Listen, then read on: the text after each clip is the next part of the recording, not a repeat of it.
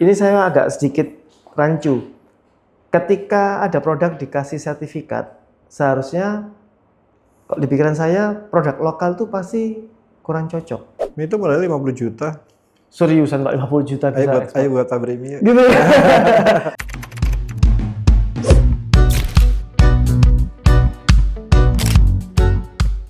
Oke, Pak Reza, kembali lagi di podcast Senongki. Terima kasih banyak Pak Reza sudah meluangkan waktu. Kembali lagi ke podcast kita. Terima kasih Mas Aldi. Wah, ini luar biasa nih. Saya kali ini mengisi yang kedua. Iya. Narasumber yang pertama kali Pak. Sequelnya paling cepat Pak Reza. Oh ya? Karena menarik Pak. Dari pembicaraan kita kemarin soal Akademi Muda Ekspor, di sesi terakhir kita kemarin ada pertanyaan satu tambahan Pak. Anaknya Pak Reza itu belum ada yang tertarik untuk meneruskan Bapak. Padahal Bapak udah punya 7 perusahaan kalau nggak salah. Betul ya Pak ya? Ya, alhamdulillah seperti itu. Memang gini, saya memang berusaha menyerahkan pada profesional, gitu ya. Oke. Jadi kalau misalnya kita bicara perusahaan keluarga, family business, kalau mungkin saya pernah cerita dengan Mas Aldi, family business itu kadang-kadang foundernya itu membesarkan foundation. Jadi sebagai foundation itu membuat perusahaan tersebut foundationnya bagus. Generasi kedua itu membesarkan, kemudian generasi ketiga itu menjual. Bukan menghancurkan ya Pak? Bukan. Menjual itu dalam artian dia melepaskan beberapa persen sahamnya, bisa sebagai strategic partnership untuk memperbesarkan lagi usahanya, bisa juga sebagai menguatkan dari sisi finansial dengan melepaskan saham dengan go public. Jadi itu mencari orang ya Pak ya? Ya, mencari dana murah, go public supaya lebih settle dari sisi keuangan perusahaan. Dan lagi kalau sudah go public, otomatis manajemen perusahaan harus diisi oleh profesional. Betul. Nah, jadi kalau saya kan masih dari founders, masih dari sisi yang pertama ya. Anak-anak saya biar punya pengalaman yang kuat dulu, sekolahnya yang bagus dulu. Nanti kalau misalnya mereka berminat ya silahkan, kalau tidak saya tidak memaksa. Tapi intinya adalah kalau bisa diserahkan pada profesional gitu. Iya. Pak, itu kan kalau sudut pandang seorang Pak Reza yang sudah sangat berpengalaman Pak.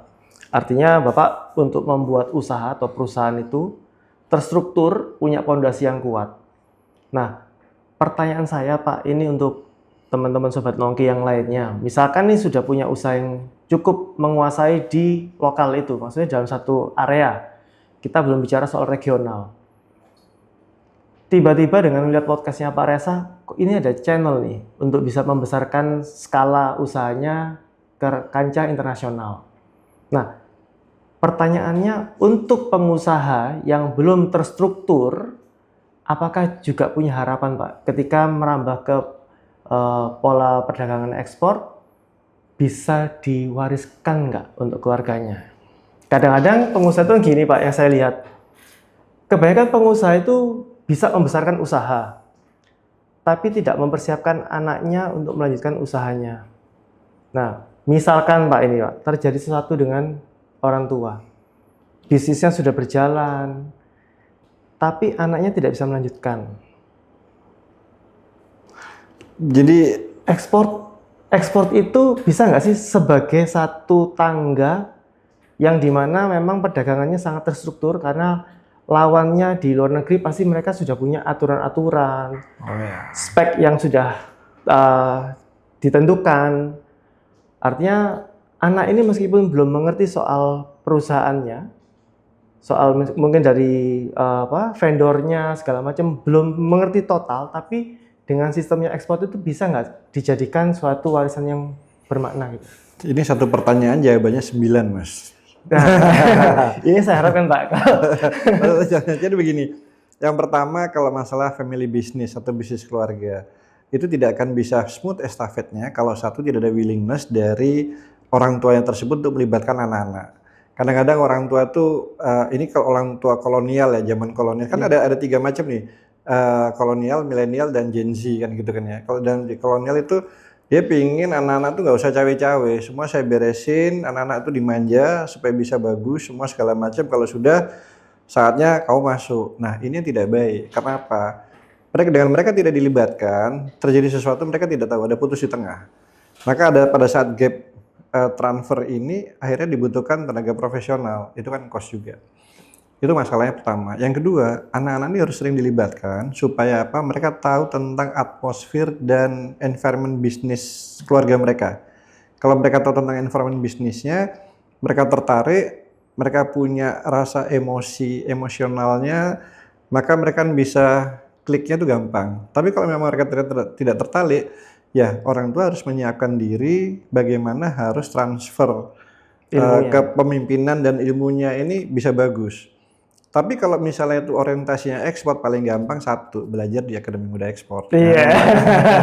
Jadi silakan follow IG-nya, Instagram-nya Akademi Muda Ekspor, di situ ada semua. Dan semua itu diberikan secara gratis. Nah, sekarang kalau kita mau masalah ekspor nih, ya kenapa sih mau ekspor? Betul. Gitu. Satu, apakah Anda sudah kuat di lokal? Gitu. Lokalnya sudah punya pasar yang cukup bagus, konsumen cukup suka, gitu kan? Oke. Kalau pasarnya sudah bagus, sudah kuat, jangan ditinggalkan. Ini dijaga, dibesarkan. Kemudian sisanya ini, jadi misalnya kapasitas yang masih idle, dioptimalisasikan dengan diekspor. Karena kebanyakan para pelaku usaha itu lokal sudah merasa champion, sudah juara, shifting langsung ke ekspor semuanya, ya. Pasar lokalnya ditinggal. Nah, itu kelemahannya di situ, Pak. Ya. Tapi jangan lupa biasanya kan ada spek-spek khusus yang di lokal dikuasain oleh satu perusahaan ini. Tapi dengan ya kita katakanlah ikan lah, Pak. Katakanlah ikan. Yang saya sering dengar tuh ikan untuk salmon yang saya nggak tahu ini benar atau salah. Salmon yang dikirim ke pasarnya di lokal itu berbeda sama yang dikirim ke Korea sama Jepang. Kalau kita bicara soal ikan ya Pak ya, artinya kan ada spek-spek khusus yang itu memang harus dipersiapkan untuk ekspor. Nah, sedangkan kalau saya lihat di pasar lokal ini dinamisnya sangat tinggi. Betul. Jadi kalau bisa saya sampaikan, ini ada beberapa karakteristik yang berbeda. Ya. Apa yang kita bilang bagus, belum tentu di pasar luar itu bagus. Apa yang kita bilang tidak bagus, belum tentu di pasar luar itu tidak diminati. Nah, ini adalah kalau nama ilmiah itu adalah saling melengkapi ya. Jadi tidak semuanya itu cocok. Seperti kemarin saya bilang, sumbu kompor itu udah nggak kepake di sini. Karena memang sekarang kita udah nggak boleh pakai minyak tanah, kerosin gitu kan. Kita udah pakai LPG. Tapi di luar sumbu kompor itu bisa dijadikan shawl, sarung bantal segala macam. Jadi home decoration. Nah kalau di sini kan orang kita pakai shawl dari sumbu kompor kan lucu gitu ya. Tapi kalau di sana kan itu menarik, unik. Ini yang membedakan antara supply and demand dan antara budaya yang ada di Indonesia dan luar negeri. Nah, kembali kita bilang kalau misalnya pasar lokal harus kita kuatin. Setelah kita punya pangsa pasar yang cukup kuat, demand yang bagus, konsumen yang loyal, itu dijaga, maka kita harus mulai untuk mengembangkan ke ekspor. Ya. Betul. Ekspor itu tidak susah, ekspor itu mudah. Tagline kita adalah ekspor itu mudah. Kenapa? Karena pertama, dengan harga selisih akibat dari exchange currency rate Indonesia, rupiah dengan US dollar contohnya itu gapnya tinggi. Ini peluang pasar. Iya, betul Pak. Barang-barang receh di sini 1.000-2.000 rupiah atau 5.000 rupiah, itu 50 sen, tidak sampai 50 sen. Ya. Murah banget. Mie 200 gram, berapa sih? Ada mie telur ya, saya nggak bilang merek, paling 5.000-6.000. Betul. Di sana berapa? 5.000-6.000 rupiah. Kalau kita lihat di marketplace di luar negeri, mie tersebut harganya 2,9 US dollar di luar. Ini ada selisih gap. Tapi apakah sama Pak? Saya kayaknya pernah lihat Pak, itu di Amerika. Salah satu saya sebut merek lah sudah, Indomie lah Pak. Yang saya sering lihat itu Indomie. Saya belum pernah lihat yang namanya mie, satu lagi itu apa Pak? Mie sedap. Mie sedap. Ada. Itu jarang saya lihat. Yang kalau teman-teman saya keluar negeri pasti yang muncul adalah Indomie. Ya karena brandingnya udah bagus. Iya. Karena brandingnya udah bagus. Nah, ini yang membedakan. Ya, mereka establishnya kapan? Kan udah lama banget. Pengaruh juga Pak, masalah establish bukan soal kualitas aja. Pangsa pasar di domestik sudah sangat kuat. Oke. Kalau dia mau keluar, aman. Ya kan? Kita kalau membahas corporate, ya. Oke, kita bahas mie sekarang. Oke, mie ya Pak ya. Ya, ini kita tidak membahas merek ya. Yang punya merek silakan, mau komplain juga boleh. Nggak apa-apa. Ya. Mau apresiasi juga, saya juga senang. Saya ingat sekali pada saat saya kuliah, mie sedap tuh muncul. Mungkin ingat, iklannya pakai padi. Nah, saya nggak Bandnya padi. saya nggak ingat Pak, kalau iklannya. Terus saya nggak ingat. Nah, itu luar biasa, masif di TV swasta. Perusahaannya, pabriknya baru satu di Gresik, sangat terbatas. Tapi iklannya masif. Setiap ngirim satu mobil box, L300 tuh, mobil box dia. Habis, karena iklannya bagus. Mindset konsumen apa? Wah ini enak nih, laris nih, gitu kan. Benar. Padahal itu strategi promosi, marketing strategi dia. Salah satunya. Salah satunya begitu. Jadi orang shifting ke situ. Tapi bagi mie yang pertama yang besar, ya nggak kerasa lah. Ya. Kalau Dulu- untuk produk dulu- baru selalu disrupsi Pak ya. Ya, Apapun kan ya. selalu ambil di bawah, Iya. selalu ambil second marketnya, follower lah. Follower. Oke. Kalau kita lihat dulu ya, harganya kan lebih murah daripada Indomie.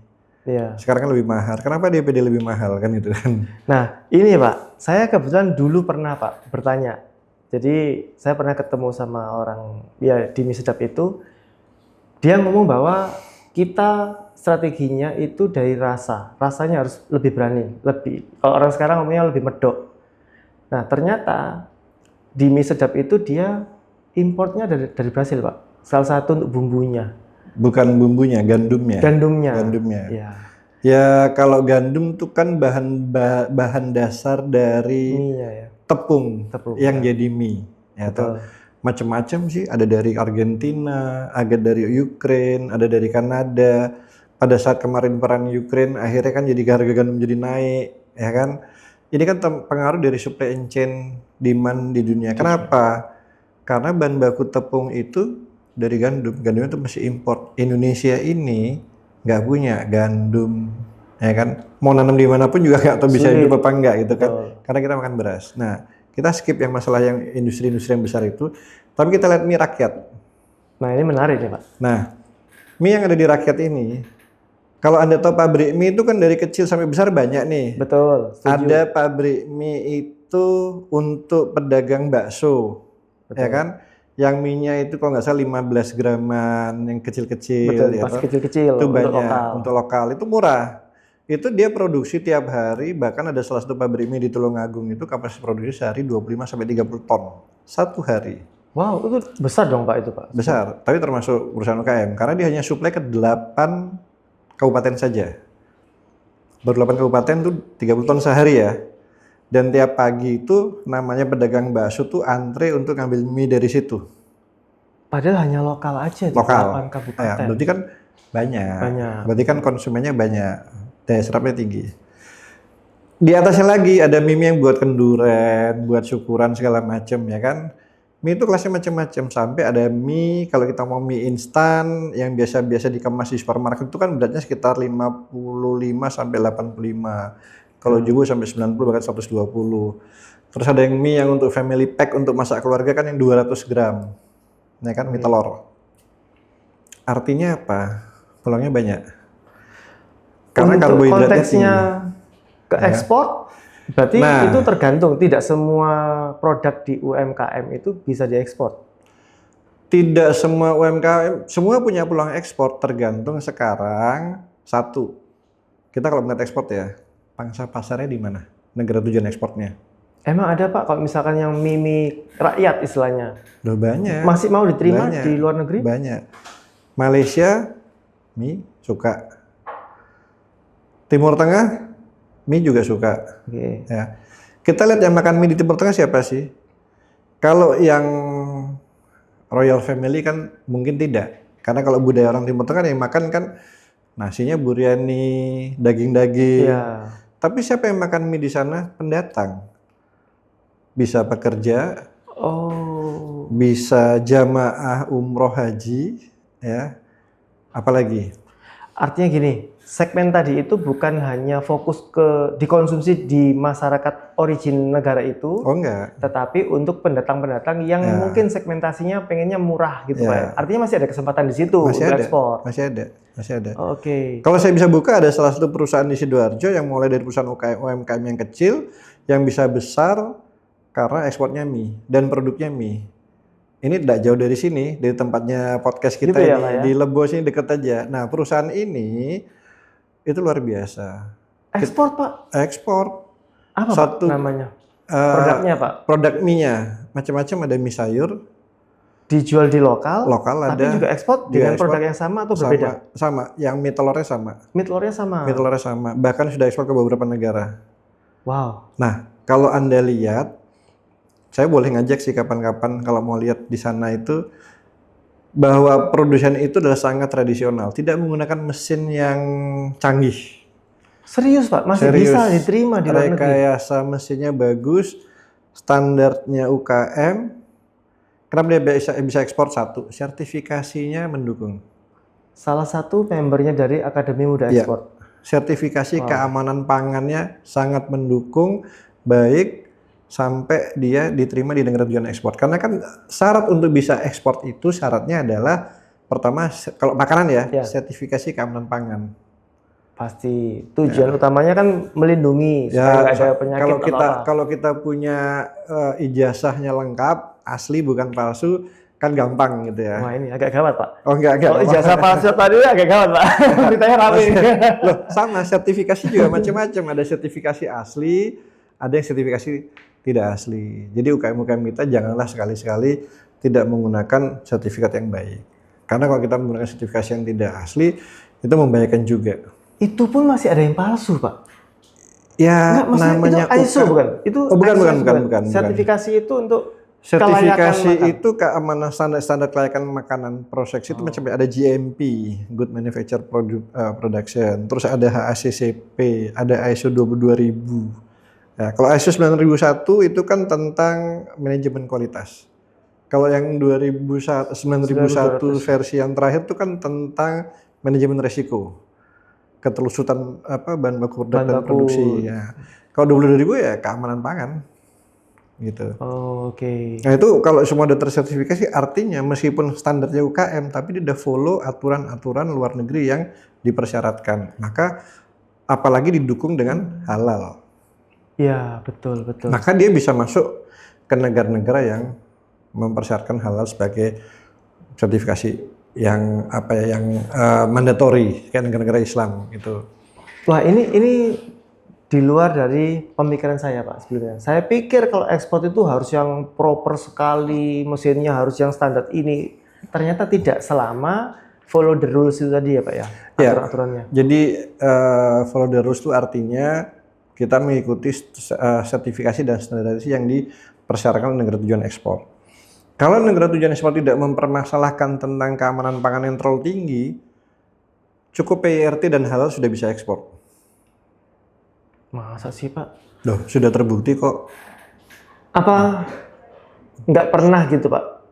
Tiba-tiba kita kualitasnya nih nggak sesuai dengan standarnya orang Eropa, katakanlah. Nah, begini. Tiba-tiba ditolak. Kan saya bilang tergantung negara tujuan ekspornya. Tidak semua negara. Kalau negara yang grade-nya tinggi otomatis lengkap.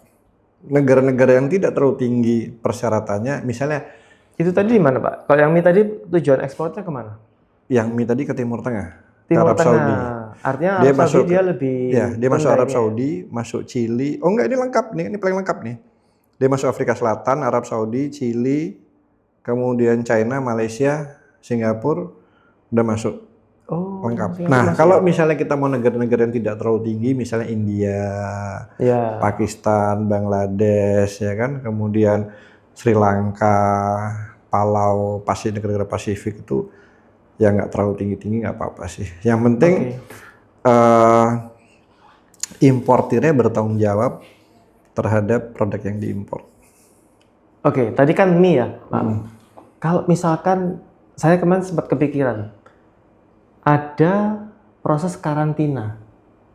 Misalkan nih kayak palawija segala macam. Kalau mie tadi kan sudah manufacturing tuh. Kalau berkaitan dengan sumber daya alam, Pak. Nah, banyak yang nggak tahu ya proses karantina tuh dipikir terus harus dikarantina gitu kan, kayak kalau kita orang sakit tuh enggak. Karantina itu namanya Phytosanitary Certificate. Jadi ada SPS, SDSP, Sanitary and Phytosanitary Certificate itu adalah wajib dikeluarkan sertifikatnya, sertifikat keamanan produk. Jadi misalnya gini, saya mau ekspor komoditas ya itu kayak bisa cengkeh, palawija dan segala macam. Untuk diekspor itu harus ada surat sertifikat phytosanitary yang dikeluarkan oleh Badan Karantina Indonesia. Itu apa sih Pak? Jadi begini, Cakupannya apa prosesnya aja? begini. Kadang-kadang kan orang tuh mesti bingungnya kan, oh di karantina nanti ada Enggak. bermasalah lah, ada Karantina itu yang biaya-biaya lah. pertama perusahaannya harus melaporkan dulu, mendaftarkan, sama kayak daftar NIB. Kalau kita udah punya NIB OSS yang berbasis resiko, itu otomatis di situ juga ada. KBLI-nya misalnya Anda melakukan ekspor produk hasil pertanian dan perkebunan, otomatis sisa terdaftar. Jadi bisa mendaftar ke karantina Indonesia, Balai Karantina Indonesia BKI. Itu ada linknya, didaftarkan, saya mau ekspor. Kita kirim nama barangnya, kita kirim nama produknya, kita ngirim, kasih tahu lokasi gudangnya. Kemudian pertama kali karantina akan melakukan visitasi, dicek benar nggak sih produknya, ketelusuran seperti apa. Satu, Kayaknya kita kok gampang banget ya Pak Reza. Kok ekspor tuh ekspor ya? gampang. Makanya kalau semua itu nggak ngerti, ya ini kan literasi tentang Iya, informasi. betul betul. Semuanya online kok sekarang, bisa dicek di Balai Karantina Indonesia itu bisa ada. Nah, di googling juga ada. Setelah didaftarkan, maka kita melaporkan, itu harus difumigasi. Tujuannya fumigasi supaya tidak timbul jamur. Iya, itu pasti. Difumigasi, tergantung macam-macam, tergantung negara tujuan ekspornya. Kalau itu misalnya ke negara tujuan ekspor tertentu, cukup fumigasi pakai metil bromid saja. Tapi kalau misalnya negara-negara yang standarnya tinggi, jadi harus AQIS. AQIS itu Australian Quarantine International Standard, jadi memang sangat tinggi. Jadi harus 1 kali 24 jam. Setelah difumigasi, keluarlah sertifikasi phytosanitary. Nah, dari proses semuanya ini yang harus dilaluin, misalkan nih Pak, saya mau usaha gitu ya Pak ya, di sektor palawija misalkan, saya mau kirim keluar. Saya kan mesti harus mencari dulu siapa bayarnya. Ketika saya pembicaraan melalui elektronik, ini sudah oke antara harga atau speknya seperti apa. Nah, tiba-tiba misalkan saya dapat masalah di karantinanya, ternyata dikatakan produk saya ada kurang memenuhi persyaratan. Kalau karantina di Indonesia kan tidak pernah melarang produk kita diekspor. Yang melarang itu adalah bayarnya atau negara tujuan impor. Betul. Jadi bagi negara tujuan ekspor. Jadi gini, pertama kali syaratnya adalah Anda harus rajin berpromosi, baik di sosial media, di marketplace, atau website.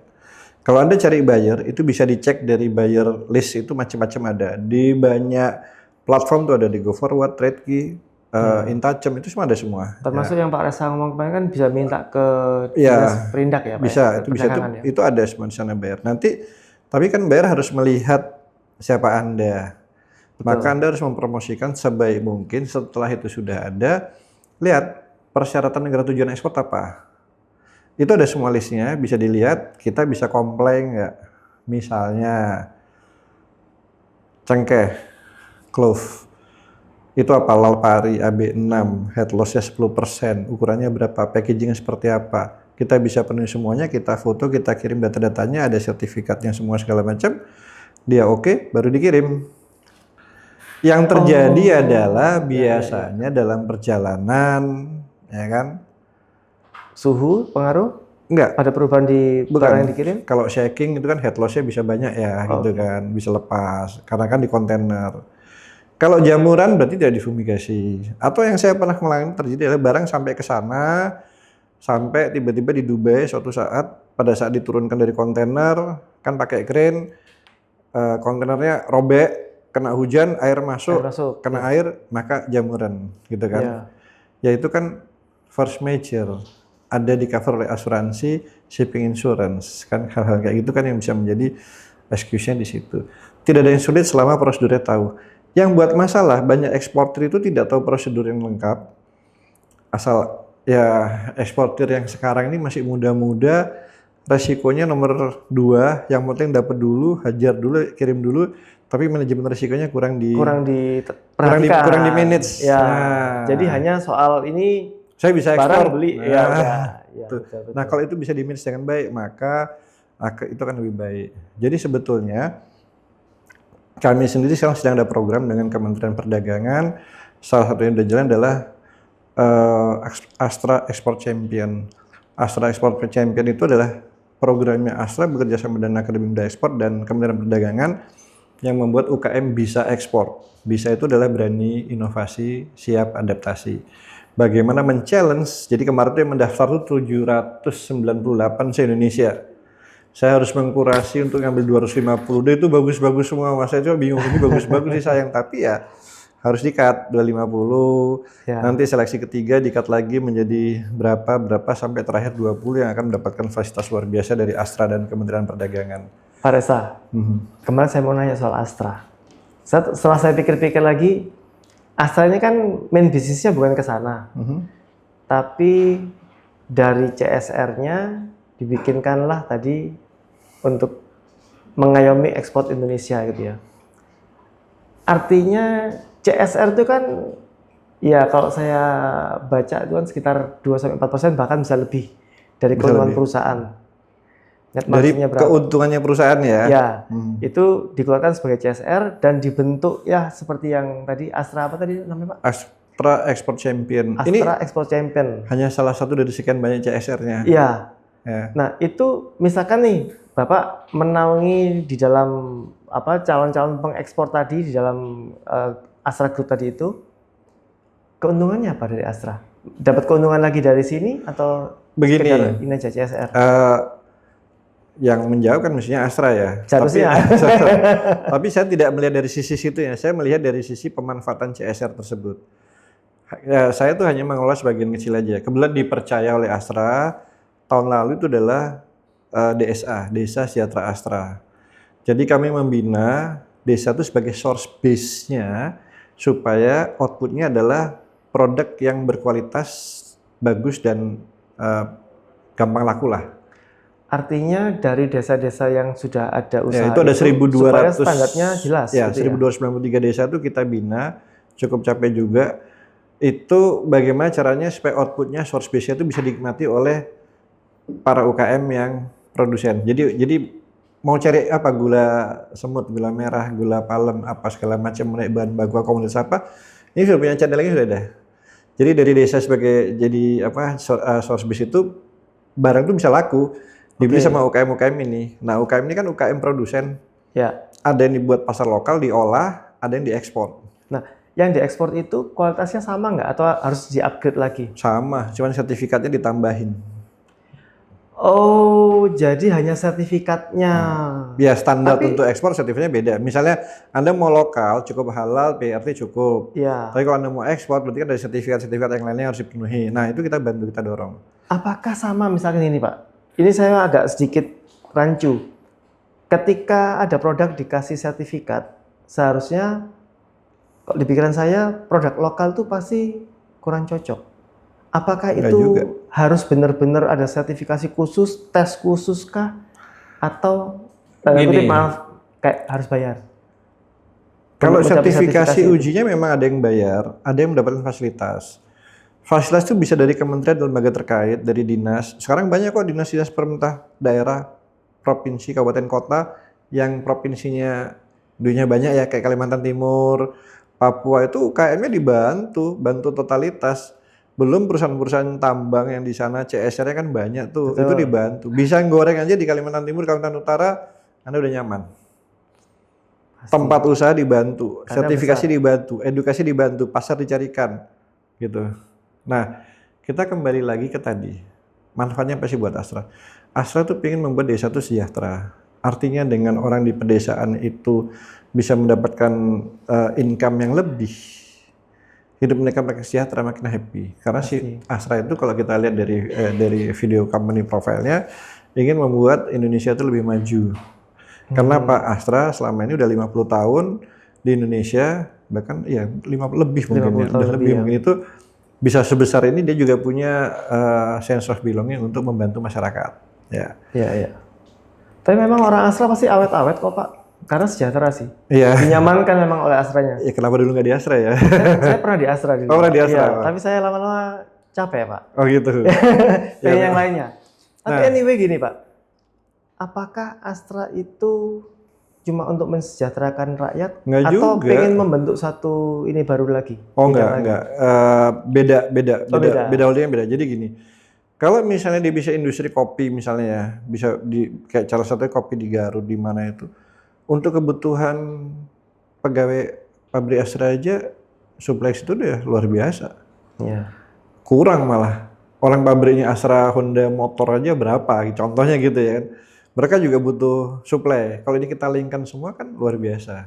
Artinya pasarnya akan terbangun, gitu kan. Untuk kebutuhan internal Astra juga sudah besar. Ini salah satu contoh. Jadi kan mendapatkan Iya, betul. manfaat yang bagus dan petani jadi diuntungkan, produsen juga di-happy-kan, disenangkan, maka terjadilah supply chain yang sangat baik Dan sehat. Supply dan chain-nya sehat. pasti, Pak. Ya, dan sehat. Nah, yang kedua begini. Kalau misalnya ya supply chain ini terbangun dengan baik, ya, maka harapannya apa? Indonesia kan lebih maju. Kalau ini dicontoh oleh perusahaan-perusahaan yang lainnya, pasti bagus lah. Iya, iya, iya. Dan saya rasa tidak ada produk yang tidak punya pasar. Karena sebetulnya ini kan supply create by demand. Hanya pengetahuannya aja yang kurang ya warga Betul. kita itu ya. Kalau misalnya kita product oriented, susah lakunya. Tapi kalau market oriented, akan gampang lakunya. Pasti ada aja marketnya. Ya. Baik lokal maupun ekspor. Tapi Astra bukan untuk, ya katakanlah Astra kan modalnya besar. Bukan untuk mengakuisisi ya, hanya membantu untuk si pemilik produk atau produsen ini marketnya makin luas. Kalau mau akuisisi, Astra itu kayaknya nggak akan beli yang kecil-kecil deh. Iya sih. Pasti yang besar. Dia punya perkebunan, Astra Agro Astra Lestari, Agrosari, punya. betul. Dia punya bank, udah dijual sekarang banknya, gitu kan. Dia punya manufacture, ya kan. Dia punya pertambangan, ya kan. Banyak. Iya, Bahkan heavy machinery dia punya. UT itu punya Astra juga kan. Betul. Untuk itu. Jadi saya rasa sekelas perusahaan besar kalau main kecil bukan levelnya. Meskipun kita tahu kalau diekspor nantinya bisa besar. Butuh waktu. Butuh waktu. Nah, tapi kalau misalnya yang biasanya kalau besar-besar itu mengakuisisi yang besar-besar gitu. Langsung, iya. Gitu. Nggak mau nunggu lama-lama. Yang lama-lama itu dibina, dibantu, diserahkan yang ahlinya. Kalau sudah besar, nah, Baru diambil. baru diambil gitu aja sih. Sekarang kalau dari Astra modal gede, kalau yang modal kecil-kecilan Pak gimana Pak? Bisa nggak ke ekspor? Bisa. Minimum harus berapa sih Pak modalnya untuk bisa masuk ke pangsa pasar ekspor itu Pak? Tergantung produknya. Katakanlah yang paling gampang yang mie tadi deh Pak, mie tadi deh. Mie itu modalnya 50 juta. Seriusan Pak, 50 juta bisa ekspor? Ayo buat pabrik mie. Gitu ya? Kayaknya boleh juga sih. Mie itu 50 juta di awal mulanya, dia bisa ekspor segala macam sampai sekarang ordernya kalau nggak salah kemarin sudah 55 kontainer dalam 1 tahun. Yang masalah luar biasa dan masih punya utang order, maksudnya belum bisa terselesaikan karena memang ditambahin terus. Nah sekarang ini bagaimana pihak perusahaan tersebut menyikapi order tersebut. Order jalan terus. Di satu sisi kebutuhan lokal juga meningkat. Di sisi lain biaya juga naik. Nah ini kan serunya di situ. Jadi UKM itu memang apa ya? Challenge-nya banyak, tantangannya banyak, tetapi itu bisa akan menjadi happy kalau kita bisa menjalannya dengan baik.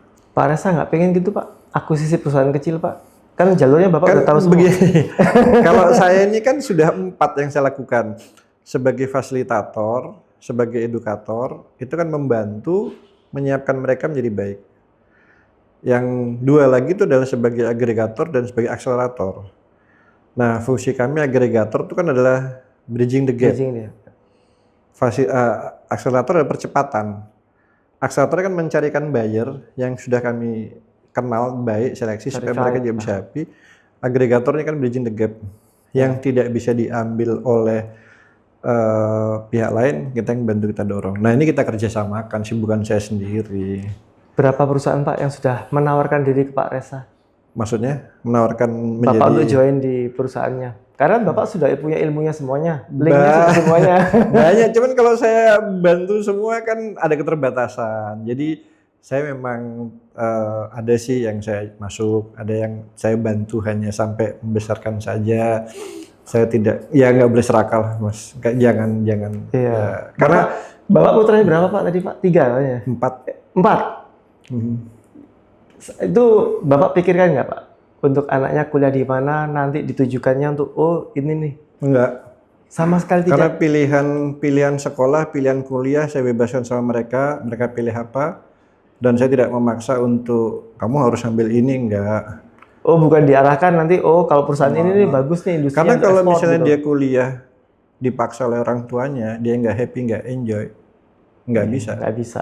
Saya dulu waktu pertama kali mau kuliah disuruh ambil jurusan ekonomi. Karena orang tua saya dua-duanya ekonomi. Saya enggak, saya ngambil teknik. Toh akhirnya sekarang kerja di ekonomi, ada teknik saya nggak kepake. Tetapi kalau tidak punya basic teknik, mungkin saya tidak bisa menghitung dengan baik. Karena di teknik itu adalah bagi saya tahu semuanya itu dari tekniknya di situ. Oke. Jadi kalau saya tidak pernah kuliah di teknik, saya tidak bisa namanya financial engineering. Nah, Oh ini nggak ada ilmunya itu. nggak ada ilmunya Nggak ada ya. ilmunya. Jadi financial engineering itu gabungan antara ekonomi dan teknik kan gitu. Gitu. Financial engineering itu kalau di bursa sedikit kayak crime Pak. Bukan, financial engineering itu kalau menurut saya pribadi ya mungkin saya salah, adalah menata suatu perusahaan bagaimana caranya biar bisa survive dengan beberapa cara. Oh bukan, macam cara. itu kalau di industri ya. Ya. Tapi kalau di bursa itu sedikit crime. Oh di bursa. Oh iya. Efek Pak. Ya bisa. Ya itu kan Nader Pak. mempoles suatu laporan keuangan gitu. Iya, kan. salah satunya. Pak, kalau soal tadi Bapak ngomong sektor bisnis apapun bisa diekspor. Dari yang rumahan, alat-alat belum terlalu canggih pun bisa. Kebijakan-kebijakan pemerintah itu kadang-kadang ada sedikit yang dari kementerian ini begini, yang kementerian ini begini, akhirnya nggak sinkron. Itu bagaimana sih Pak sebetulnya? Sebetulnya bukan nggak sinkron, semua kementerian itu tujuannya sama, peningkatan devisa. Tetapi karena masing-masing kementerian lembaga itu punya anggaran, jadi mereka punya ego sektoral. Ini punya saya. Iya, betul. Nah yang terjadi kemarin kami kebetulan diberikan diberikan tugas oleh beberapa kementerian terkait untuk fokus di ekspor. Nah, salah satunya adalah sekarang program yang baru adalah pemerintah ada penguatan desa, jadi desa ekspor. Desa ekspor ini kan domainnya Kemendes. Kemendes, ya betul. Tapi kenapa dia harus bisa ekspor? Ya. Nah, ekspor kan urusannya Kemendak. Produksinya urusannya industri segala macam. Nah, ini diintegrasikan. Termasuk di situ masuk ada BPTAK juga masuk, Kemensos juga masuk. Semua masuk dan ini diintegrasikan. Termasuk Komdigi, karena apa, desa tersebut tidak akan bisa berkomunikasi dengan baik kalau tidak punya BTS kan gitu kan. Jadi itu tersinergi semua, itu ada sekian kementerian yang kita buat jadi satu, bagaimana mewujudkan mendekatkan pasar dengan produsen. Intinya begini. Tapi kadang-kadang gimana ya Pak ya? Kementerian Desa itu kan punya goals tersendiri. Biasanya ada subsidi dari pemerintah, kebijakan moneter. Semua disubsidi, bahkan sekarang ada namanya Merah Putih, Koperasi Merah Putih. Itu kan dikasih modal cukup besar kan itu kan. Ya, semua itu disubsidi semua sama pemerintah. Tujuannya adalah tapi setelah dikasih subsidi pemerintah kan dia pengen narik sendiri. Kayak seakan-akan pengusaha itu kayak udah dimasukkan ke koperasi ini supaya menghasilkan uang di sini. Sedangkan ininya pengennya misalkan ekspor. Itu kayak gimana? Itu dibahas di podcast berikutnya ya. Oke. Itu saya buka tuh. Ya, itu saya buka tuh bagaimana ceritanya namanya BUMDes. Kalau sekarang ini saya spill aja, BUMDes sekarang ini yang suksesnya di mana? Sektor wisata. Wisata memang. Tapi akhirnya coba dilihat umurnya cuma 2-3 tahun karena dia satu buka bunuh satunya kan gitu. Kenapa? Itu banyak tuh, nanti saya kasih tahu.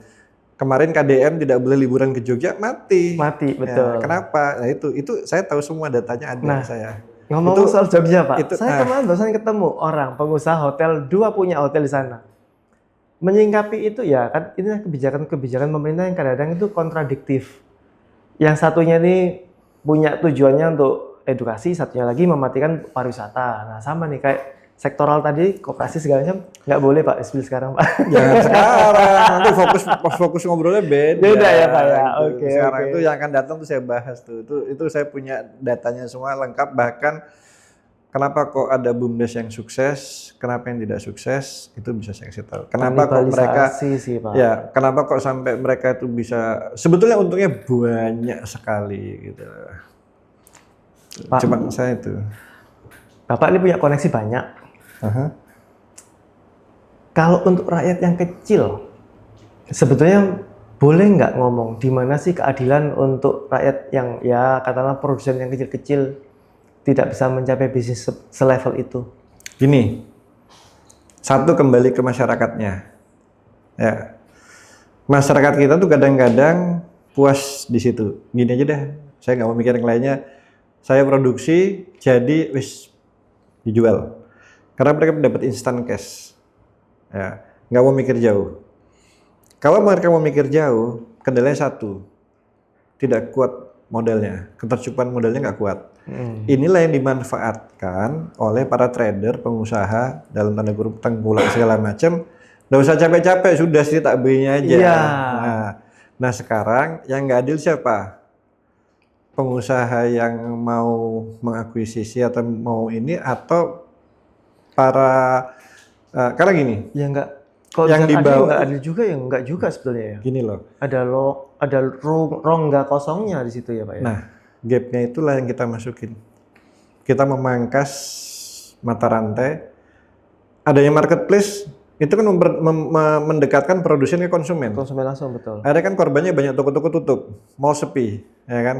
Iya. Tapi kan ada tetap mall yang tetap rame karena segmen marketnya berbeda. Semua itu ada korban sih. Nah, kalau kita buat seperti itu, ada yang dirugikan dan diuntungkan. Artinya masyarakat kecil tidak berhak untuk protes. Karena mereka sendiri tidak punya development atau ada rongga kosong yang itu dimasukin orang lain. Ya kan POV-nya masing-masing. Kalau dari situ ya. Mas Aldi aja deh sekarang saya tanya produksinya apa? Contoh nih ya. Misalnya ini nih, ya contoh ini aja. Kalau kapasitas produksi berapa? 1.000 botol satu bulan. 1.000 botol deh ya, satu Kita ambil minggu. semua deh 1.000 botol, nggak usah capek-capek. Seneng nggak? Seneng. Ya udah. Jualnya berapa satu botol ini? 10.000. 50.000. 50.000. Saya jual 100.000, nggak boleh protes ya? Nggak boleh karena udah diambil Udah ambil semua. Iya. Tapi ternyata tahu kok 100.000 ya? Kok dia bisa jual 100.000 ya? Modalnya apa sih? Kan cuma ngoper barang aja. Iya. Ada rasa sakit hati nggak? Pasti dikit-dikit pasti ada. Ada. Lama-lama jadi besar tuh dikitnya. Iya. Ya. Kenapa kok nggak bisa jualan sendiri? Karena nggak tahu caranya. Gitu kan? Di situ Pak Resa masuk. Ya. Akademi Muda Ekspor. Kita kasih tahu caranya semua. Masalah Anda mau masuk, mau menjalani, tergantung Anda sendiri. Ini loh jualannya tuh sebetulnya di situ sekian. Bisa. Mau nggak jualan sendiri? Duh Pak, saya mau repot Pak. Wis gini aja, nggak apa-apa. Pokok produkku laku. Apakah seterusnya mau seperti itu? Soal knowledge aja ya sebetulnya ya. Apakah mau seterusnya seperti itu? Enggak kan? Iya. Oke, merek ini udah dibeli orang. Kalau saya beli merek, saya buat merek lain, saya jual sendiri kan nggak masalah. Betul juga. Ya kan? Terus saya tahu nih, misalnya Pak Resa beli. Oh Pak Resa jual ke sini dengan diganti merek, rebranding, repackaging misalnya. Enggak, kan jual 50.000 nih. Iya, 50.000 kan sudah nih. Misalnya saya beli 100.000. Saya tahu ternyata yang buat Mas Aldi. Iya. Kalau saya beli 60.000 kan, saya juga happy, lebih murah. Anda dapat tambahan 10.000 kan? Iya. Nah yaudah. Nah, sekarang POV-nya saya rubah. Saya ini produksi.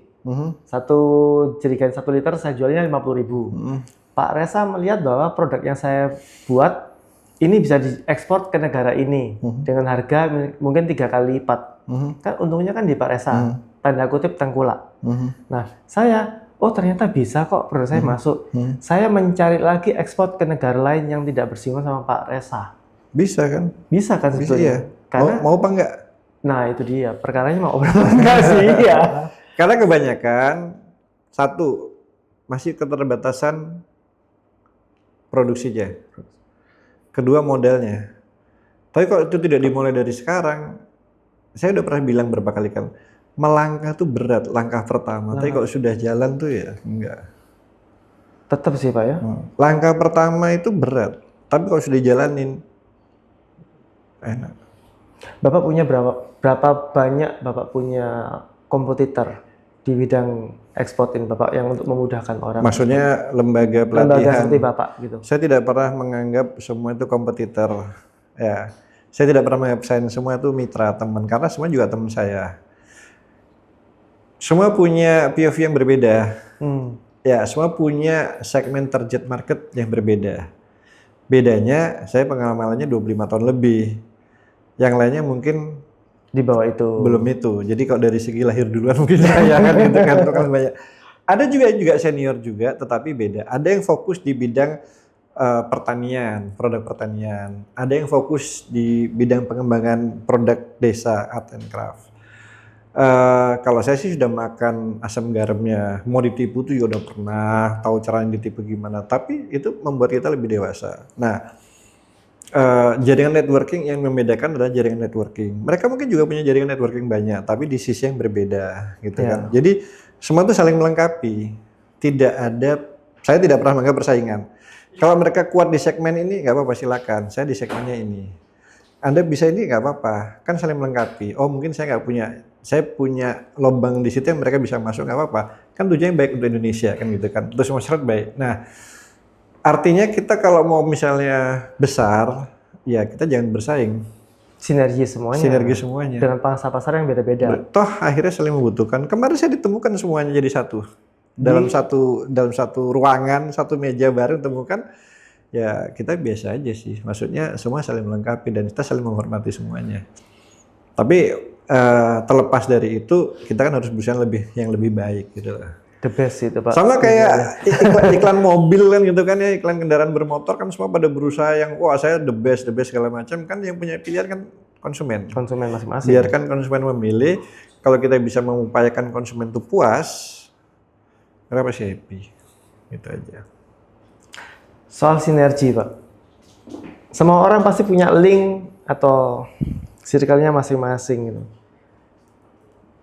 Di hambatannya ekspor, apakah circle-nya Pak Reza tadi saling membantu tetap? Misalkan nih Pak, ada kejadian, oh kendala di institusi ini gitu. Tetap membantu atau mereka cuma? Biasanya pelaku usaha membernya Akademi Muda Ekspor itu kalau ada kecetak sesuatu, konsultasi ke saya kasih tahu clue-nya segala macam. Terakhirnya mereka langsung ketemu menghadap kami binanya Akademi Muda Ekspor, biasanya dibantu. Dibantu. Karena gini, kadang kalau saya dengar kan kadang orang itu mau ekspor dipersulit. Ya soal itu Pak, ini saya kemarin sempat tanya ke Pak Reza nih soal bea cukai. Nah kadang ada hal tuh setelah udah kirim logistik segala macam saya tanya, nggak segampang itu bro. Katanya kadang kita mau naikin ke kapal aja masih ditahan ini sama bea cukai. Emang yang bilang yang bilang tidak segampang itu bro, itu pelaku usahanya. Pelaku usaha, dia pelaku usaha, bukan pelaku usaha ya, tapi dia trader. Oke. Trader. Oke. Pertama dia tidak tahu peraturan. Ya, kalau dia tahu aturannya, nggak akan bea cukai pasti melarang. Yang sering terjadi, mohon maaf nih kepada teman-teman yang mungkin yang lihat ini ya. Sekarang ini kan dengan semua peraturan jelas, angka, biaya itu semua kan sudah kelihatan. Sudah ada. Kebanyakan sih trader ini tidak tahu, maka dia menggunakan jasa pihak ketiga yang untuk menguruskan ekspornya. Nah jasa pihak ketiga ini yang kadang-kadang bermain, waduh bro ada cekatan ini nggak bisa nih, harus ada kena pledging Nah ada biaya tambahan-tambahan itu loh Pak. Itu bukan dari bea cukai. Bea cukai tidak akan menyetop. Orang mau ekspor kok, kecuali sertifikasinya tidak jelas, tidak lengkap, produknya misdeclare atau produknya lartas. Oh paham sekarang. Kan produk itu ada yang ekspor bebas, dilarang, lartas larangan terbatas. Lartas itu dilarang kalau tanpa dokumen sertifikasi ini. Sertifikasi ini. Misalnya apa? CITES, barang yang dilindungi. Bukan kadang CITES juga dilindungi, diatur ekspornya. Misalnya kulit ular, kodok. Ya. Kenapa harus diatur? Kodok ini kan pemangsa tikus. Ya. Ada suara kodok tikus di sawah nih. Sawahnya makanya ada daerah mana yang boleh, ada kuotanya. Oh, jadi pemerintah itu kayak membatasi itu, memperhatikan, oh misalkan kita ngomong kodok nih, berarti ekosistemnya ini jangan sampai mengganggu ini karena nanti ujung-ujungnya pertanian akan kena gitu ya. Kayak ular kan makan tikus ya. Ya. Jadi ular sawah segala macam itu kan kulitnya mahal kalau dia suka ke Eropa. Itu ada kuotanya. Nah, kuota itu dikasih oleh perusahaan A, B, C sekian. Kuota itu ada daerah tangkapnya, misalnya Banyuwangi, mana, Sumatera. Kalau bisa udah habis, dia ngajukan lagi, dikasih lagi kuota tapi di daerah mana lagi. Oh gitu. Tokek, nah tuh itu juga sama. Apalagi Tapi kan nggak semua orang Pak mengerti soal apa artinya aturan ekosistem itu, kuotanya berapa. ya, makanya kan kalau nggak tahu kan belajar di Akademi Muda Ekspor. Jadi kita akan berikan kita berikan edukasi itu untuk memudahkan. Jadi kayak misalnya ekspor ikan atau segala macam yang mengandung perikanan, produk-produk perikanan, ya. Itu aturannya harus punya SKP, harus punya HACCP. Ya saya ngasih tahu trik-triknya. Kalau belum punya gimana? Ada 2, ya. 1, pinjem nama ke produsen yang punya izinnya. Kedua, jangan ngaku itu kerupuk udang, karena kan mengandung udang ya. Iya. Crackers gitu aja. Salah nggak? Enggak, kan cuman nggak jujur, bukan nggak jujur, cuman kan nggak bilang kerupuk, tapi crackers gitu. Gitu. Oh, nah, triknya di situ ya? Ya, karena gini, tapi harus ngomong sama bayarnya, ini kerupuknya kerupuk udang ya, cuman supaya ini crackers. Ngakalinnya di situ. Gitu. Tapi asal bayarnya harus tahu. Karena kadang-kadang bayar bilang enggak, saya harus punya ditulis dokumennya adalah kerupuk udang. Nah, saya nggak punya sertifikasi ini. Ya ada izin. Sebenarnya bukan ngakalin, tapi bukan. Karena izinnya itu karena tidak belum punya itu speknya. Belum punya ya pinjem nama. Pinjem nama. Pinjem nama yang punya izin. Jadi under name istilahnya. Itu ada biayanya, kesepakatan lah antara kedua perusahaan. Gitu. Oh. Itu kayak gitu contohnya. Itu bukan saya tidak menganjurkan, tapi selama proses sertifikat ini belum keluar daripada nggak bisa ekspor, alternatifnya pakai itu tadi caranya. Pakai itu, nggak salah kok. Ketimbang nanti ngomelnya di kepabeanan. Itu jujur aja, ini kerupuk udang loh Pak. Oh. Tapi saya belum punya ini, gimana caranya? Biasanya, oh ya udah cari perusahaan yang punya nama, yang punya izin gitu kan. Intinya adalah pengetahuan soal ekspor dulu. Ya. Ketika peraturannya tidak paham betul, ya kalau ada di lapangan salah ya sebetulnya kesalahan dari si pengekspor sendiri ya. Ya kayak kalau kita berhenti di jalan yang ada tanda dilarang parkir, boleh berhenti nggak? Boleh kan? Berhenti sebentar boleh. Iya. Stop aja. Iya. Kalau dilarang S kan nggak boleh berhenti. Nggak boleh berhenti. Kalau dilarang P kan boleh berhenti. Selama mobilnya nyala ada orangnya kan gitu kan. Tidak menyalahi aturan. Nggak menyalahi aturan. Tapi kalau ditinggal pergi masuk, tinggal makan ya salah. Parkir namanya. Iya. Kalau di situ berhenti mobilnya nyala ada orangnya nggak apa-apa. Didatengin polisi, lu kan cuman berhenti stop. Jadi sesuai ya Pak ya, sesuai nama akademi ya. Mudah ekspor. Ya, ada ya ada inilah, ada ya semua itu kan ada gray area yang bisa dipakai. Tips and trick itu banyak banget. Yang penting ya kita belajar bersama-sama. Kadang-kadang ada yang saya nggak ngerti juga, ada pelaku usaha yang Pak ini bisa gini Pak, bisa gini Pak. Oh ya udah nggak apa-apa. Contoh ekspor rokok. Ya ini menarik nih kalau ekspor. Dilarang nggak? Enggak Pak. Nggak dilarang. Nggak dilarang. Ekspor rokok, kalau rokok itu diekspor keluar, itu tidak diperlukan cukai. Oh iya, kan di luar diekspor. Bukan cukai itu kan dipakai dalam negeri. Oh oke. Nah, kebanyakan para pelaku usaha ini mau saya ekspor, tapi diedarkan lokal itu yang salah. Oh, untuk ngakalin cukainya. Ya, kalau mau diekspor nggak perlu cukai, tapi pada saat mau dikirim barang itu disegel dulu sama bea cukai. Nanti ada surat pengantarnya di pelabuhan ekspornya, dipastikan ini diekspor. Gitu. Pak Reza ini orangnya gawat loh Pak. Maksudnya? Saya lihat sekilasnya Bapak itu tipe-tipikalnya orang ambivert. Tenang gitu. Oh, kayaknya iya. Semua permasalahan gampang gitu Pak. Alhamdulillah itu dari jam terbang sih. Maka sering-sering terbang lah nanti dapat. Iya. Jam terbang, pengalaman ditipu orang itu beda Pak hasilnya Pak ya. Beda. Cara menyikapinya Pak Reza pun juga beda. Ja- Ilmu ja- ikhlas. Gini. Nah itu yang saya bilang tuh. Kalau misalnya saya nggak ikhlas, dulu saya udah stroke, Iya. gitu kan ya. Ya harus ikhlas. Mau ditipu hilang berapa, ya udah belum rezeki kita. Iya, itu Ya susah. nanti kita cari lagi. Memang Allah belum memberikan rezekinya, ya sudah gimana. Meskipun mangkel gitu kan. Kadang-kadang saya ya sakit hati, tapi istri saya lebih sakit hati lagi. tapi kok bisa sih ditipu ya gimana gitu kan. Tapi ini saya satu Pak, kenal. Ini saya pertanyaan menggelitik sih tadi. Saya itu dengan Pak Reza ngomong saya ketawa aja. Ini orang ambivert banget. Orang ambivert itu cenderung idealis. Betul nggak Pak? Pengennya lurus aja. Maksudnya tidak menyalahi aturan. Orang itu tidak boleh tanda kutip mencuri pada Ya kalau terahnya kalau jalannya gitu. gini maksudnya kalau saya mencuri, kalau bisa saya dicuri kan No. Maksudnya gini. nggak enak juga. Iya itu tipikal ambivert kan gitu Pak. Jadi ya kalau gini, Refleksi. saya punya prinsip gini, jangan menyusahkan orang lain kalau nggak mau disusahkan. Ya itu Jadi tipikal kalau misalnya kita jangan ngerugiin orang lain, kalau misalnya kita nggak terima kalau kita dirugiin gitu kan. Tapi kalau misalnya dirugiin sama orang lain, ya diikhlasin aja, nanti Allah akan menggantikan yang lebih banyak, itu aja sih. Iya. Orang ambivert itu selalu empatinya tinggi Pak. Percaya atau enggak? Idealisme tinggi, empati tinggi. Tapi pertanyaan saya satu aja Pak. Satu.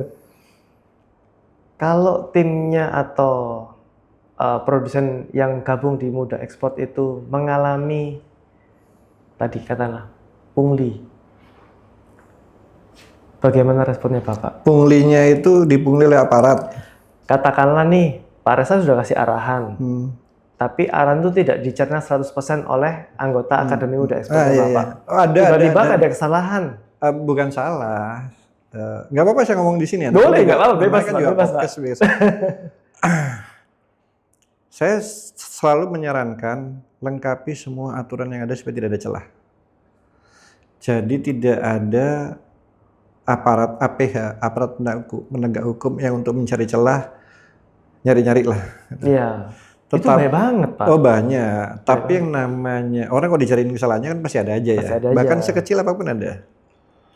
Kalau itu Anda merasa tidak salah dan Anda kuat Dokumennya. dokumen mendukungnya, jangan dikasih.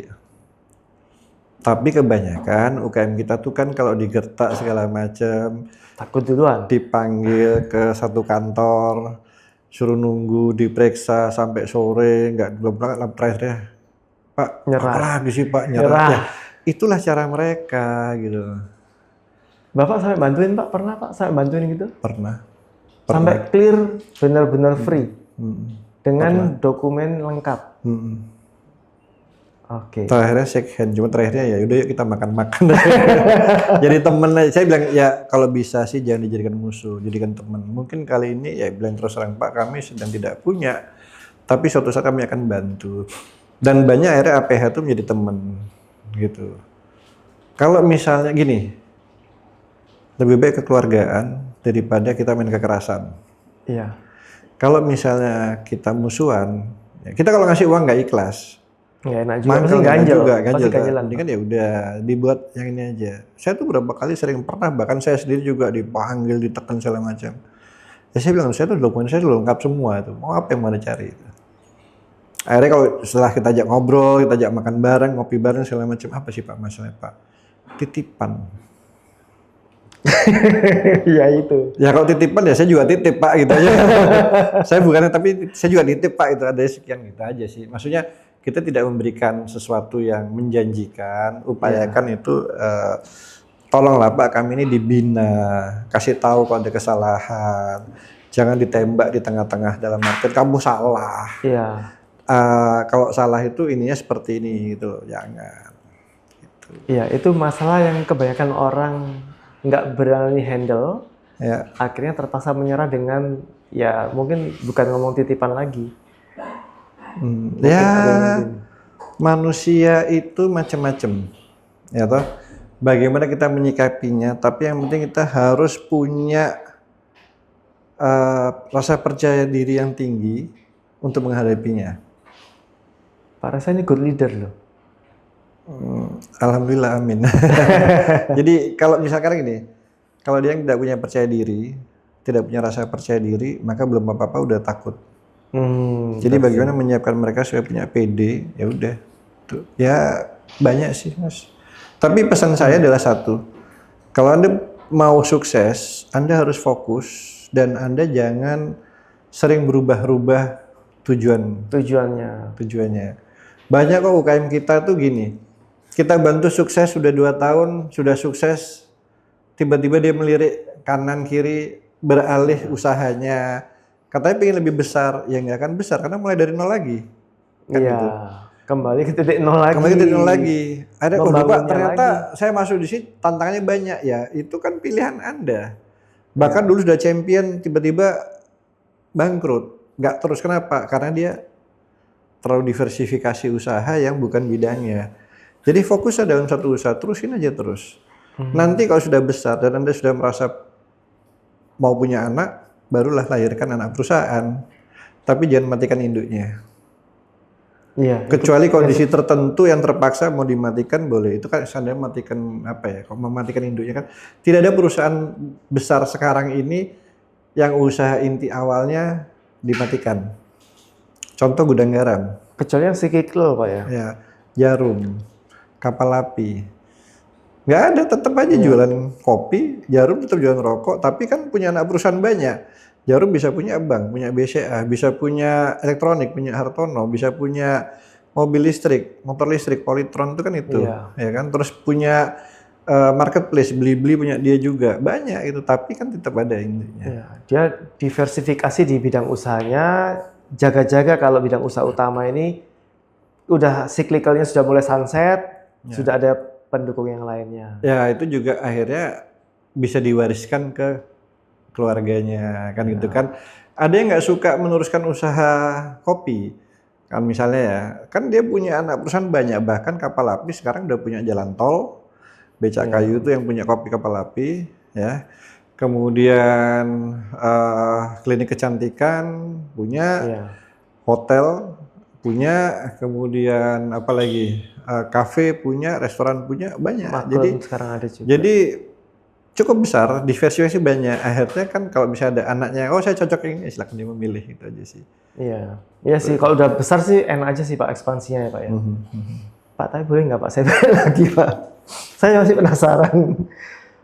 Ketika Bapak tadi itu meloloskan anggota Bapak gitu ya dengan titipan tadi itu. Selanjutnya apakah akan selalu begitu kan nggak perlakuannya Pak? Akhirnya kan yang bersangkutan sungkan ya. Itu kayak batunya orang ambivert ya Pak ya? Mas terus terang, ini salah saya di mana? Tapi kan kalau kita ajak ngobrol di situ kan dia akan tegas, ayo di luar kantor ya ngopi yuk gitu kan. Salah saya di mana sih Mas ini titipan Pak. Oh ya udah. Tapi nextnya itu nggak pernah permasalahan lagi gitu. Enggak, saya sampai sekarang juga jadi tetap teman baik, malah kita saling bantu. Kadang-kadang dia konsultasi ada masalah apa, Pak ini gimana Pak? Oh saya kasih tahu yang mana yang betul. Bahkan kalau misalnya itu dia salah, ini salahnya di sini loh, gitu loh. Kalau misalnya saya tanya ini siapa? Oh ini gini. Oh ini salahnya dia di sini, kejar yang di sini. Jadi saya membantu dia juga, mengarahkan dia juga. Punya nggak dia jenis-jenis silakan disidik gitu loh. Boleh nggak apa-apa saya bilang gitu. Karena aturannya ada. Betul ya Pak ya? Ambivert ya Pak ya Bapak ya? Nggak tahu juga sih. Saya tidak pernah menilai diri saya sendiri, saya orang lain gitu. Iya, Bapak itu kayak ini ya, apa namanya? Membereskan apa yang tidak beres. Akhirnya. Iya, alhamdulillah masih bisa begitu gitu aja.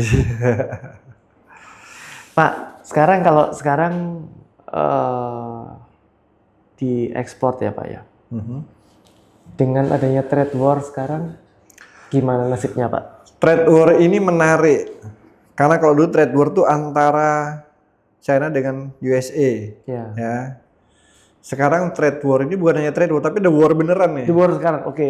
Yang sekarang ini ada war Israel adalah yang paling ramai ya. Gara-gara Israel ini yang cukup nekat. Jadi begini, ini buat semuanya bisa disimak. Satu, pada saat trade war antara China dengan USA, maka yang namanya China ini ada produk yang pasarnya ke US ini over. Ya. Mereka bisa menjual ke Asia, Afrika, Eropa. Nah Eropa dia punya kekuatan lewat jalur kargonya kereta api yang hanya 14 hari. Gitu. Tapi pada saat perang di Timur Tengah yang tidak bisa lewat terusan Suez segala macam, maka dia shifting pasarnya ke Asia.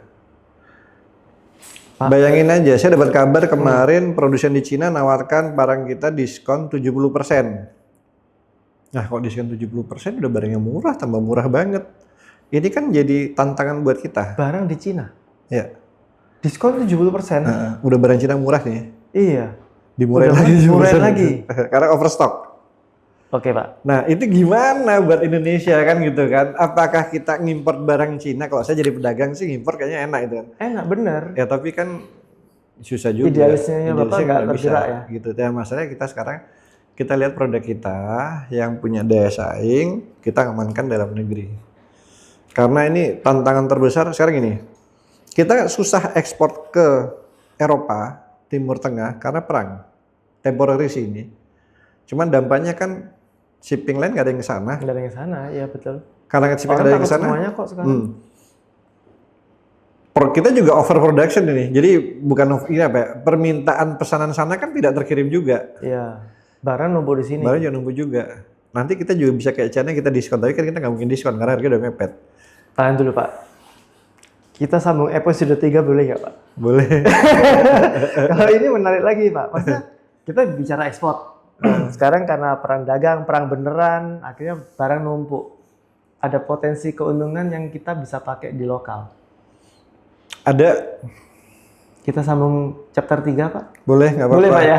Saya chapter 3 juga kita bahas, karena kita melihat ya, apakah perang Israel ini akan Berkelanjutan? berkelanjutan atau tidak. Kita lihat dalam 2 minggu ini bagaimana. Iya, betul. Kalau ternyata ini bisa membuat parah ekonomi dunia, kita bahas. Karena apa?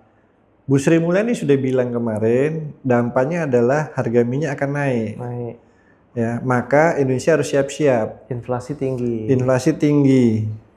Kemudian kita harus mencari shifting negara tujuan ekspor, karena ekspornya akan tertekan. Tapi ya, saya kasih spill, yang tertekan adalah perusahaan-perusahaan besar, UKM tidak. Menarik ini, Pak. Kenapa? Pangsa UKM ini kan dia tidak bisa tembus ke pasar Eropa. Iya. Karena standarisasi tinggi, dia kan masuknya ke pasar-pasar Asia, Asia Tenggara, Asia Selatan, Timur Tengah. Nah, perusahaan besar ini kan akan shifting ke situ. Maka kita akan bersaing dengan perusahaan besar. Bagaimana kita menyikapinya, bagaimana kita melihat peluangnya, kita bahas di Episode ketiga, Pak. Oke. Terima kasih, Pak Resa. Waduh, Terima ilmunya kasih. daging semua yang dikasih ke kita. Mudah-mudahan untuk Sobat Nongki lainnya yang lihat bisa dapat manfaat. Dan saya mencoba mencari masalah di lapangan. Pak Resa jawabnya gampang semuanya, saya bingung. Jangan cari masalah. Jadi masalah. Tapi saya senang sih, Pak, ketemu Pak Resa, artinya masalah itu bisa diselesaikan, ada arahan yang jelas. Kalau bertanya sama orang yang nggak ngerti, asal-asalnya yang ada cuma emosi yang keluar, Pak. Akhirnya solusinya beda lagi. Ya, semua itu harus disikapi, dijawab dengan tenang. Kalau yang ditanya adalah pejabat pemerintah yang membidanginya, banyak emosinya. Kalau nggak tahu, sebetulnya gini, kalau mereka tahu, mereka bisa jawab. Kalau mereka marah, berarti mereka tidak menguasai. Itu aja. Itu aja sih. Oke, Pak Resa, nanti episode ketiga kita akan bahas bagaimana kita mencari peluang dalam kondisi war. World war ya separuh mungkin, Pak ya. Jangan war ketiga. Jangan dah, jangan. Tapi by the way itu, ya kemarin saya juga ngeri sih, Pak, kalau ngeliat dari forecastnya. Minyak bumi sampai 130 US per barrel. Kalau 130 masih pernah kan sampai hampir 200, 180. Iya, tapi kan kita suffer banget tuh, Pak. Kemarin dari 75 atau 65 kita udah lega nih. Tapi ada Bu Sri Mulyani ngomong gitu. Sebetulnya kan sudah ada energi terbarukan yang sudah diciptakan. Sebetulnya. Tapi kan masih itu pengaruh banget. Kan sudah ada kendaraan listrik kan gitu kan. Reaksinya yang beda tadi, Pak. Oke, Pak Resa, terima kasih banyak. Kita Terima di kasih. sesi 3 ngomong soal potensi keuntungan dalam kondisi perang di, ya kita ngomong Timur Tengah aja lah, Pak ya, jangan world war. Oke, terima kasih Pak Resa sudah hadir. kasih. Terima kasih banyak. Terima kasih. Aduh, ilmunya daging Sukses banget. terus. Sehat dan sukses untuk Pak Resa selalu. Kita sampai ketemu lagi di episode ketiga. Oke guys, see you all guys in our next video. Bye bye.